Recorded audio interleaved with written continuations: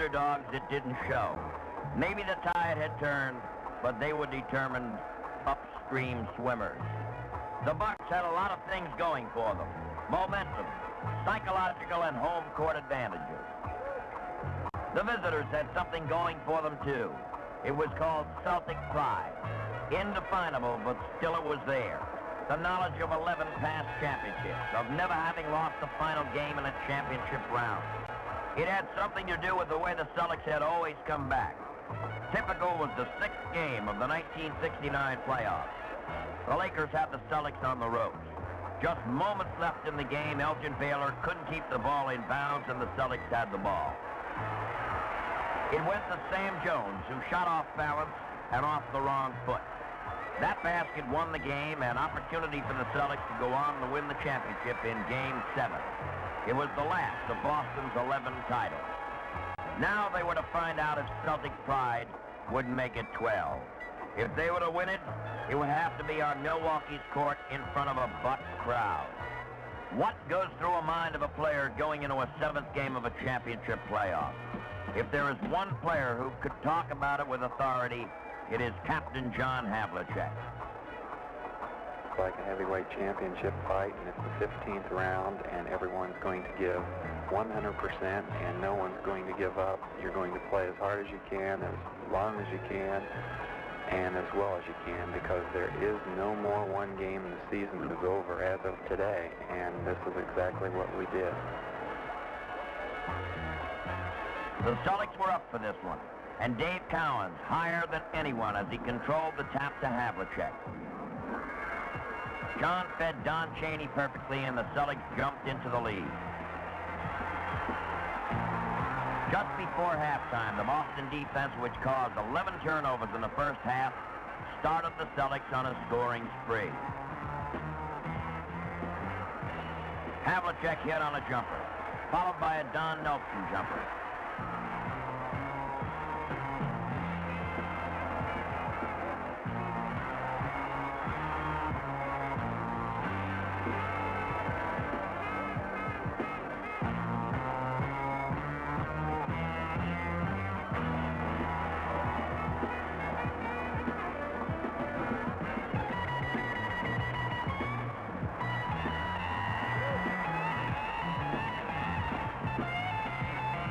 Cowens closed out the period with 2 baskets of his own.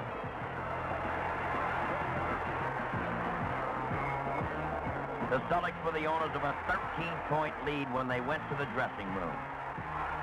One of the most important factors in that lead was a tremendous gamble taken by the Celtic coaches. Paul Silas remembers it well. Before the game, Tommy Heinsohn came up with the idea that we were going to front Jabbar. Previously we hadn't, and we had good success against Jabbar playing behind him. And I thought that it was a courageous move on Tommy's part to almost change our whole defensive strategy going into the 7th game when it meant everything. But of course it did work. They weren't able to get the ball into Jabbar, and they were kind of stymied. After a team started shooting poorly from the outside, they press a little.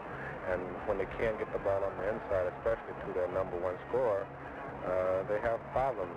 And this was the thing that we did to change our defensive strategy, was to play in front of Jabbar. And myself and Nelson were on the weak side, giving help to Cowens as he would front Jabbar. The defensive strategy worked so well that Abdul-Jabbar was held scoreless throughout the 2nd period and half of the 3rd.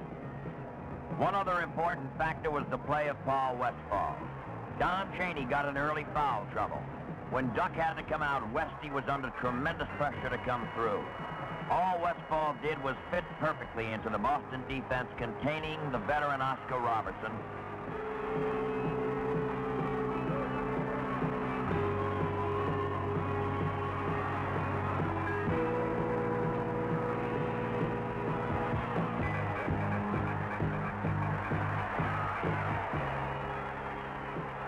And contribute 12 critical points. Toward the end of the 3rd quarter, the Bucks staged a 10-point rally that put them back in contention.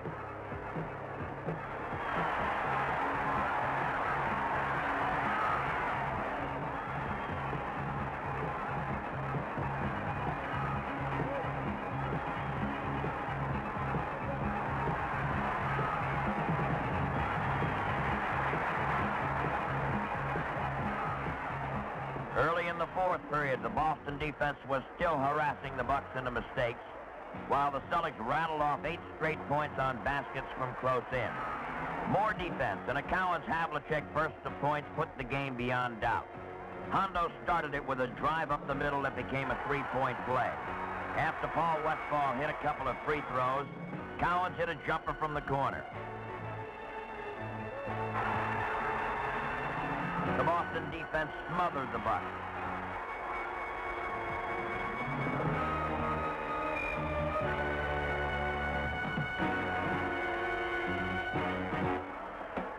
Then Dave took a pass from Westphal for 2 more points. Havlicek made it 10 points without a Milwaukee score. With a minute to go and a 17-point lead, it was all over. The Bucks knew it. The fans knew it, and Tommy Heinsohn sat his regulars down to enjoy a rare view of a basketball game from the bench.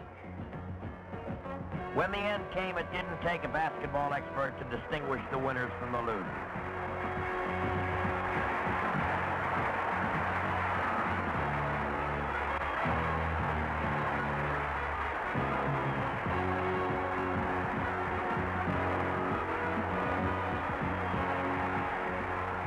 The celebration grew in the champions' dressing room.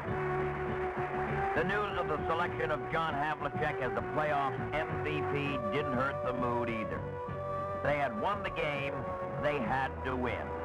For Coach Heinsohn and Captain Havlicek, it felt like old times.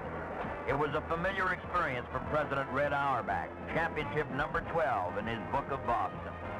But it was a first for owner Bob Schmertz, who felt it was a pleasant experience and was willing to have it again.